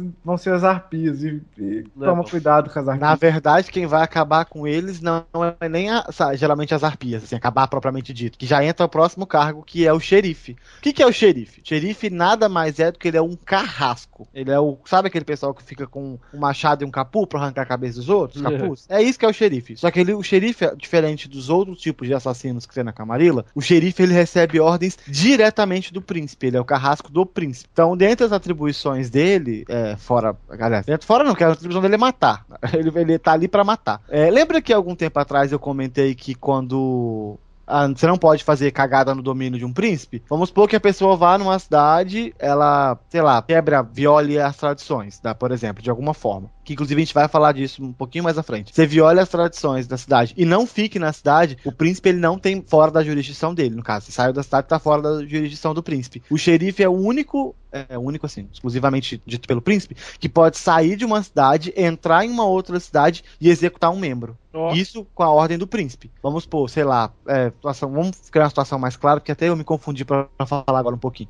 Entrou um homem, um vampiro na Camarilla chamado Jen, por exemplo. Ele chegou aqui, fez uma cagada toda, e o príncipe Nicholas, no caso, que é o príncipe do nosso jogo, decretou que ele tem que morrer. Que ele fez cagada, morreu. Aí ele saiu da cidade. Ou seja, algozes, que são os assassinos, não podem ir atrás dele. Quem tem que ir é o xerife. Aí o xerife chegou numa cidade onde o príncipe chama, sei lá, Carlos. Carlos, não. Um exemplo. Um exemplo. O xerife pode chegar na cidade, entregar a carta, mostrar a carta pro príncipe tal Carlos, e o xerife que vai executar ele, não são nem os algozes, ele é o xerife, é a responsabilidade dele. Já tem um xerife no cangote ali no Nick. Já tem o xerife. O xerife é tipo a SWAT da polícia, sabe? É, exatamente. E eles não só matam também, né? Eles podem pegar o cara e levar ele pra corte dos vampiros mesmo, pra ele falar com o príncipe. E basicamente, eles são responsáveis pela proteção do Elísio. Outra coisa que eu ia falar agora.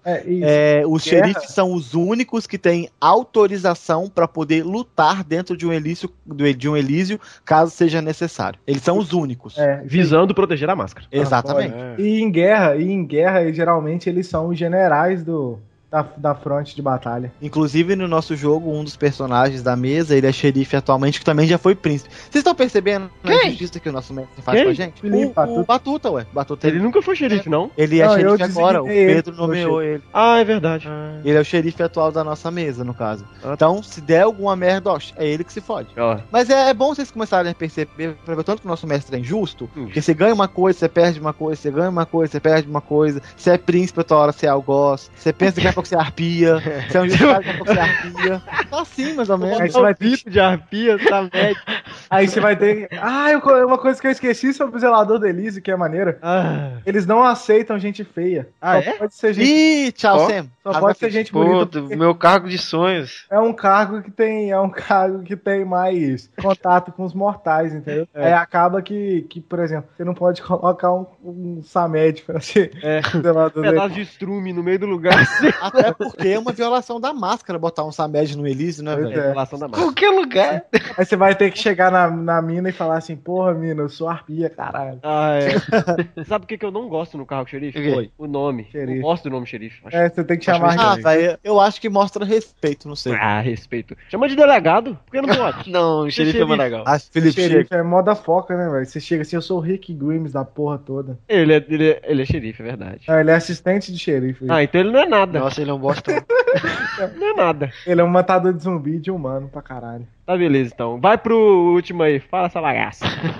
Vamos lá, galera. Vamos aí pro último cargo, que já condiz aí junto com os xerifes, né? Que são os algozes. Esse cargo aqui é o que... Tipo assim, aquela galerinha aí que tá na sua mesa e que quer ter uma ação vívida aqui dentro do jogo, ele é o que ele vai brilhar nos olhos, porque esses são os caras que podem matar. Porque os algozes, eles são assassinos autorizados da Camarilla para realizar alguns assassinatos envolvendo alguns problemas aí que membros podem acabar realizando. Eles são responsáveis também por acabarem com o sangue fraco dentro da Camarilla. 14ª e 15ª. Isso mesmo. Então, inclusive eu tenho se tiver uma vaga de algoz sobrando em alguma mesa, tem um amigo meu que dá pra gente indicar ele, um amigo nosso que dá pra gente indicar. O nome dele é Simon Consul. Ele adora uma lutinha. Gente, se você tem esse tipo de jogador que tá na sua mesa, aí chega no final da sessão e vocês não brigaram, mas porém, a sessão inteira foi dinamicamente interessante, aí aquele cara vira e fala assim, aqui, gente, fizemos nada hoje, hein?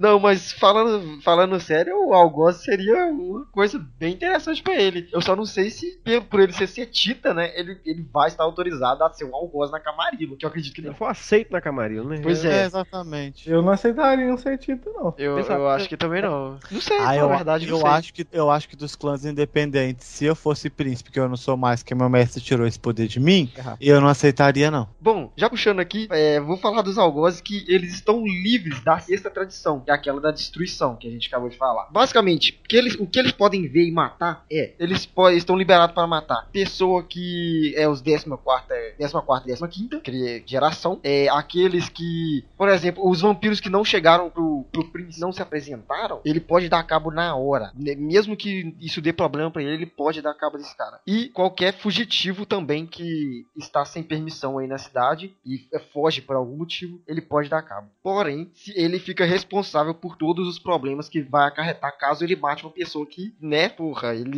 matou sem querer ali um cara que ele não sabia que ele não tinha se apresentado ou que ia se apresentar, matou, ele vai ter que pagar pelas consequências.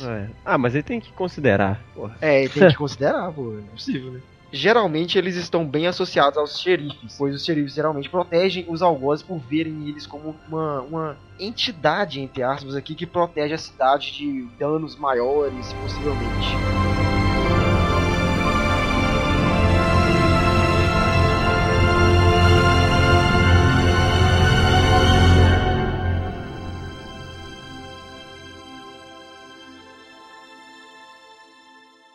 That's how it starts.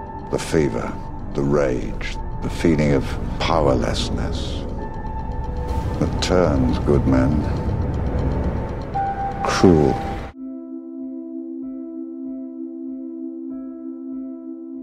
Agora nós vamos falar do maior evento que a Camarilla promove. Se chama Conclave ou Conclave, do jeito que você quiser. Quem invoca este evento são os Justicares. E esse evento ele é o maior evento político na sociedade vampírica. No caso, se você quer uma oportunidade para apresentar aos seus jogadores novatos vários outros tipos de vampiros, para eles poderem se socializar, até mesmo para poder ensinar eles a interagir com um grande número de vampiros, chega com um conclave. Vai ser muito bom. Você tem que saber administrar o conclave, porque sendo o maior evento, você tem que fazer tudo previamente, detalhe por detalhe. Figuras importantes que vão estar lá, até figuras menores, detalhes que não seriam de tão importância, pode fazer a diferença nesse conclave. O mestre tem que ter isso. Tem que ter isso. E tem muito questão desse negócio do sigilo, né, do lugar onde da proteção da informação em si dos membros de fora da seita. Porque, por exemplo, se um cara de Sabá descobre onde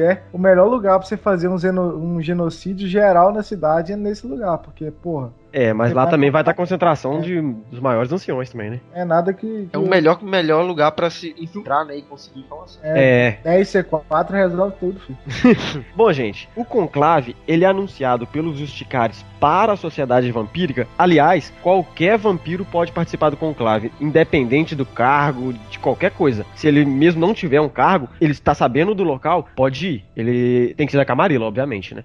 Ele pode ser considerado, né, para nós meros humanos mortais, como se fosse uma assembleia geral, onde vão ser julgados diversas coisas ou apenas só comunicado algumas coisas. Ele também. É tipo a Copa do Mundo, basicamente. É tipo a Copa do Mundo. Exatamente. Porque funciona assim, o conclave ele é anunciado 4 meses antes para a sociedade vampírica, mas o príncipe que vai ter a sua cidade como a sede do conclave, ele fica sabendo dessa reunião 3 anos antes da data, porque ele precisa preparar a cidade inteira, ou seja, construindo prédios, pontos turísticos, tudo para poder preparar a cidade para receber esse grande número de vampiros que vão estar nesse encontro.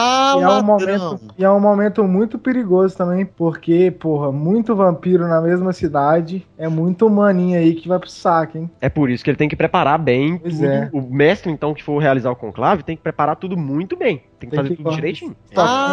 Felipe Ladrão, seu último conclave foi uma semana, né? Aliás, eu fiquei sabendo 24 horas antes. Mas aquele conclave que eu realizei foi só para os Matusaléns de uma cidade.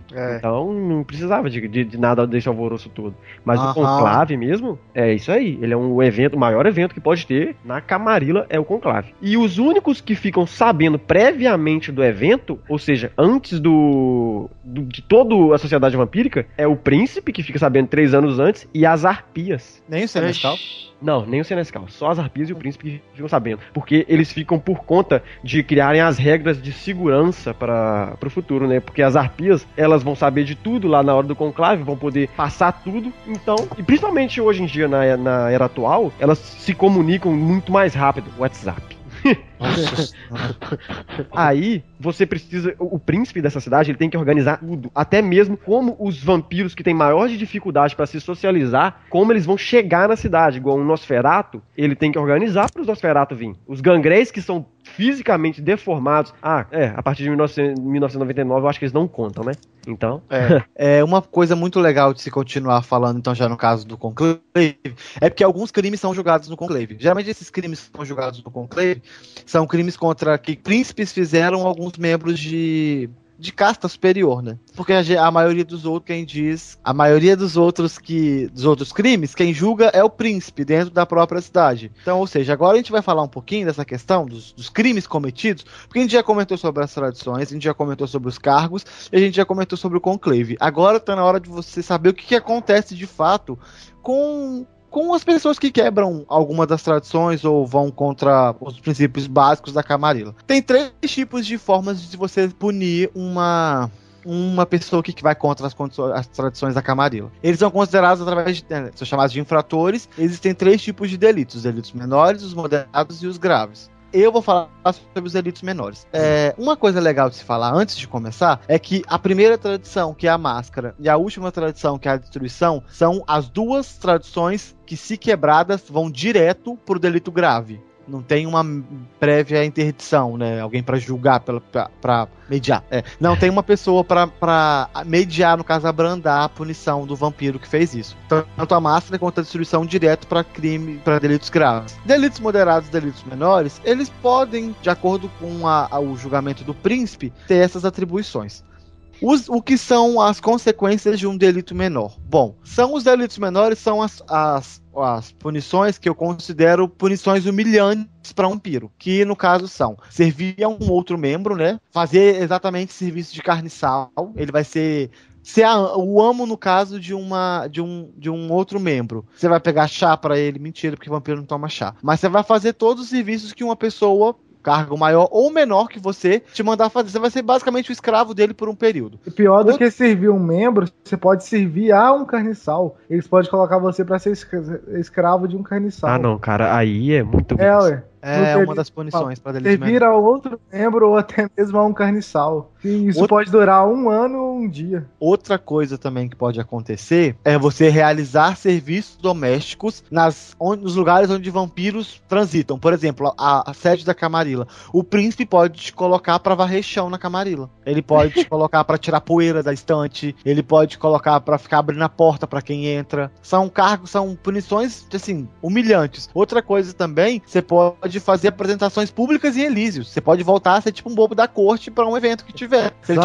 É exatamente isso. Ser um bobo da corte. Se ele mandar te dançar a dança da manivela num acontecimento vampírico, você vai fazer. É a punição. E a punição, que é um pouco mais severa, que é para pessoas que têm algum título na Camarilla, dentro dos delitos menores, né? Você pode perder o seu título. Vamos supor, você é uma arpia, fez uma coisa errada, você pode perder seu título. Você é um algoz, você pode perder seu título. Não interessa o título que você tenha. Se o príncipe decretar o seu delito como um delito menor e quiser te punir dessa forma, você vai perder seu cargo. E esse é o delito menor, hein? Mas esse também é o mais grave dos delitos menores, né? Se for a perda de título é o mais grave dentro dos delitos menores. Eu prefiro perder meu título do que ser bobo da corte. Eu também, cara, pra falar a verdade pra você. Imagina um vampiro dançando a dança da manivela durante o encontro. Olha que bosta. E ser escravo de um carniçal também é tenso, velho. Nossa, velho, o CC da Camarilla lá na Bahia deve ser uma desgraça, né, velho? Porra, imagina. Imagina, fala a verdade pra você. Se tiver algum baiano ouvindo aí, pelo amor de Deus, me desculpe. Mas eu prefiro ser servo de carniçal do que dançar a dança da manivela. Imagina dançar o Tchan. Imagina dançar o Tchan. Nossa senhora. É foda, né? É foda. Ai, credo. Eu não quero pensar nisso, não. Bom, galera, como vocês acabaram de ver os deles menores, a gente vai dar uma olhada nos moderados. Esses daqui já são um pouquinho mais picante, vamos dizer assim, né? Que eles abrangem uma gama de sentenças que o acusado vai ter que pagar muito mais fortes, né? Como, por exemplo, já de começo, o exílio temporário da cidade. Agora, o que quer dizer temporário pro vampiro, né? Que temporário pode ser anos e anos, né? Sei lá, uns 50 anos eu acho que é uma posição boa, não? Tá legal. Você vai viver milênios mesmo, foda-se. Isso é muito ruim. Como também privar de todos os débitos e benefícios que ele já teve antes. Tudo que ele já teve, corre. Que bosta. Isso será que conta título? Deve contar, né? Mas provavelmente. Os benefícios do título também. Delito grave tinha que ser bobo da corte, velho. Isso aí, delito grave. Eu só tô pensando nisso agora, não consigo pensar nessa merda. Vampiro vestido de bobo da corte, velho. Nossa, que coisa ridícula. Não, pensa que ainda vestir bobo da corte é interpretar um personagem, mas dançar o Tchan, velho, deve ser uma tristeza, velho. Se você for uma cabeça, você tem desculpa. Se for uma cabeça, você fala que você é retardado, pronto. Nossa, imagina o Nosferatu, velho, dançando uma dança ridícula, velho, num palco. Imagina um Samed dançando e caindo nos pedaços. Dá pra crer numa coisa dessa, velho. Mas pode voltar. Vou tentar porque o rebanho, ele é um dos problemas. Se você tem um delito moderado, ele pode ser privado desse rebanho. E esse vampiro vai ter que ser vai ter que trabalhar totalmente e novamente em procurar novas caças, novos humanos para receber sangue, sendo que ele já tinha 50, 100 rebanhos livre pra ele. Nossa, isso porventura é uma bosta. É uma bosta. E vem junto também a perda do domínio. Ele perde todo o domínio que ele teve de algum lugar, uma casa, um refúgio, que ele considera como domínio, ele vai perder aquilo ali. Nossa. E já englobando toda a pior parte, né? É a parte que eu considero uma praga. Que é o pior delito dos delitos moderados, que é que você tome, na verdade, não. Você tome 1 ou 2 goles do sangue do príncipe pra ficar mais perto do laço de sangue com ele. Cusão. Véi, que bosta, cara. Imagina, você faz 1 ou 2 delitos moderados, você tá com laço de sangue e acabou. Mas já falou o que é laço? Já. Então tá bom. Galera, pra quem não sabe o que é laço de sangue, ó, dá uma voltada aí lá no primeiro Storycast, vocês vão estar ligados que é esse laço de sangue, beleza? Pois é, galera. E depois que ele falou os moderados, vamos entrar um pouquinho no delito grave, né? E o que pode ser considerado um delito grave, primeiramente? Um delito grave seria a quebra da máscara, ou você fazer uma cria sem a permissão do seu ancião, ou de quem você tiver que reportar para isso. E as punições para isso são realmente severas. Por exemplo, você pode acontecer a destruição do vampiro. E você acha que é como essa destruição? Normalmente por exposição ao sol. Nossa. Vai te colocar no sol e você vai queimar até a morte. É basicamente esses delitos graves, é você ir contra completamente as tradições. É, exatamente. Não, mas tem outra coisa que pode causar um delito grave também, que como você falou do conclave, eu lembrei aqui agora, se um vampiro soltar informação sobre a localização do conclave, é delito grave. Oh. Tentar assassinar um príncipe também é considerado um delito grave. É, mas você tentar destruir qualquer outro príncipe, qualquer outro membro, né, é delito grave. Oi, diga, Vitor. Eu vi esse delito grave acontecendo na série do King Dread, onde o príncipe, ele joga ele no sol, o Bruhá, que tava lá com problema, ele joga ele no sol. Porém, o Bruhá, ele é tão forte, provavelmente um nível de fortitude muito alto, ele resiste ao dano do sol e consegue escapar rapidamente antes de entrar em combustão completa. Pois é, e no Anjos da Noite também eles mostram, eu sei que não tem nada a ver com o Vampiro à Máscara em si, mas mostra esse negócio dessa cultura de queimar os traidores, né, no sol. Sim. Pode acontecer, por exemplo, também a destruição da progenie. Se você, por exemplo, se você conseguir, né, por exemplo, você criou sua progenie e o príncipe acabou que depois não aceitou isso. Aí você pode conseguir aliviar sua pena e só sua progenie ser destruída. É. E outra coisa que pode ser um delito, pode ser uma punição para esse delito grave, você pode ter que ser obrigado a doar seu sangue para uma capela Tremé. Aí o que acontece? Você vai ser sempre. Eles vão estar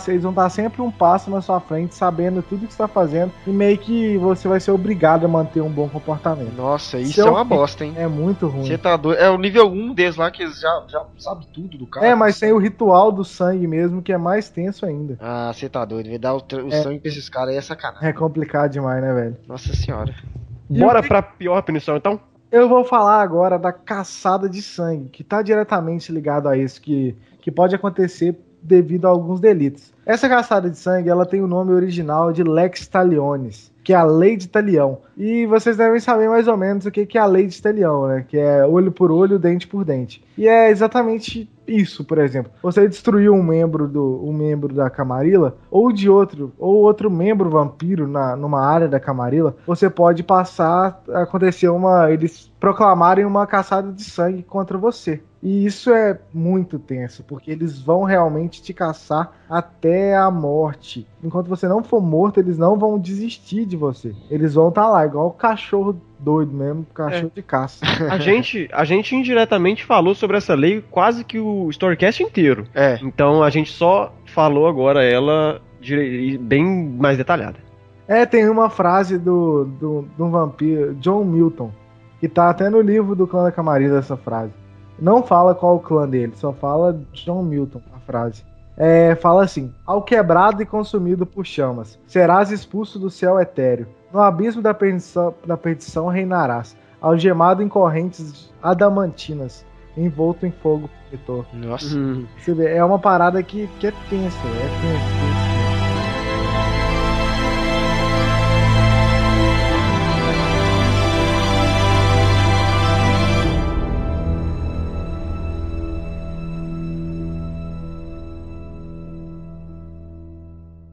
That's how it starts.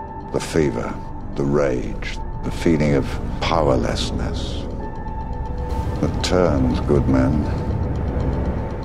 cruel. Então, galera, já trazendo aqui o final aqui dos problemas, né, da Camarilla, nós temos o maior deles, que é ter seu nome listado na lista vermelha, ou também como é conhecida como os mais procurados pela Camarilla.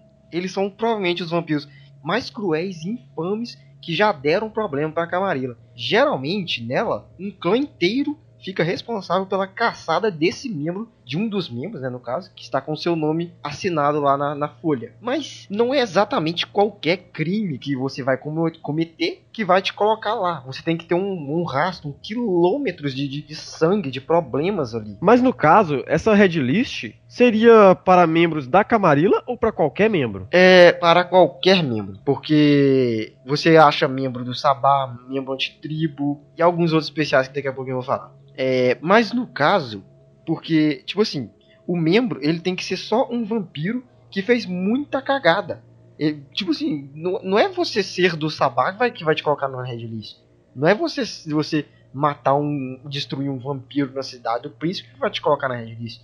Você tem que fazer atrocidades que aglomerem ali o seu nome e o seu renome, vamos dizer assim, né? Dentro do mundo dos vampiros e traga algo de muito ruim mesmo. Gente, no caso, o nível dessa infração que o vampiro tem que cometer para estar na red list tem que ser algo no nível de que um dos membros, por exemplo, um Nosferatu, ele, através da mordida dele, ele espalhava a peste negra, entende? Então ele dizimou vilas na época dele. Quando ele fez. Era vilas? Era cidades, cara. Não, é na época moderna ainda que esse cara vive. Nossa. Né? Era na época moderna e ele espalhava muito. E tinha o Dylan também que matava as pessoas pra pegar determinado poder delas, né? Só uma curiosidade aqui pra galera que pensa que é só vampiro que está na red list. Não é bem assim.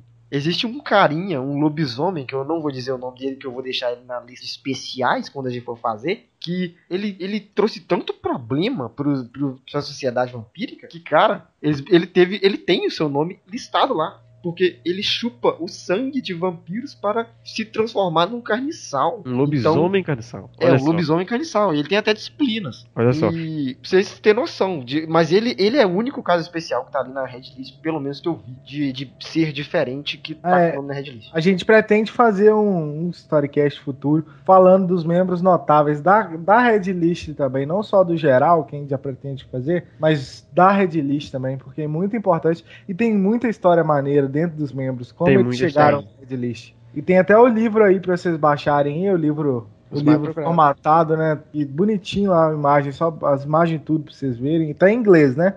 Mas... Não, ele tá em português também. Tem em português também agora. Em português esse do V20? Não, do V20 não. Não, tô falando do V20, pô. Tá. E o legal é o jeito que a Camarilla organiza isso pra realizar essa caçada a esses membros. A Camarilla divide para cada clã, no caso, o clã Tremere vai ser responsável por caçar um membro da Red List. E aí tem toda uma gama de recompensas que para esse membro que conseguir fazer isso dentro daquele clã. E a história, né? Porque provavelmente o clã não vai pegar um cara só por nada, porque provavelmente eles vão ter alguma história de problema com esse personagem. Bom, a gente aqui, nós brasileiros, também tem uma nossa alegria lá na Red List que foi atualizada, acho que se não me engano foi no ano passado, no final do ano passado, com a versão V20. Isso. E nela existe uma mulher chamada Francisca Santo dos Rodrigues, que é uma La Sombra infernalista brasileira. E tá com seu nominho lá, sendo caçada. Sim, nós temos nossos pezinhos lá, ó. É brasileiro, deve ser corintiano. Deve ser. Ou trabalha em Brasília, né? Ou trabalha em Brasília, com certeza. Se ela é infernalista, com certeza trabalha em Brasília. That's how it starts. The fever, the rage, the feeling of powerlessness that turns good men cruel.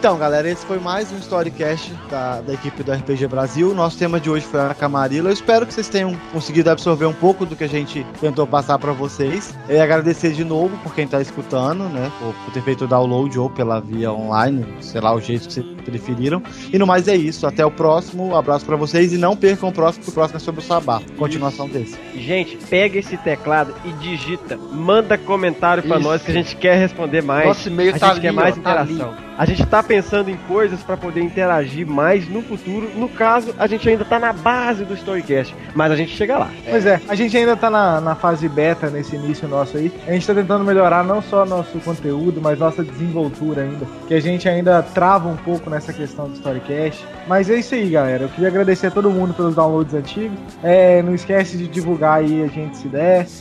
Curtir a nossa fanpage. Tá entrando no nosso blog aí pra ver nosso conteúdo. E é isso aí, galera. E-mail. Com certeza. O e-mail é muito importante. É a parte mais importante pro. É uma das coisas que mais me agrada é você chegar no e-mail e ver alguém falando alguma coisa, comentando, que gostou.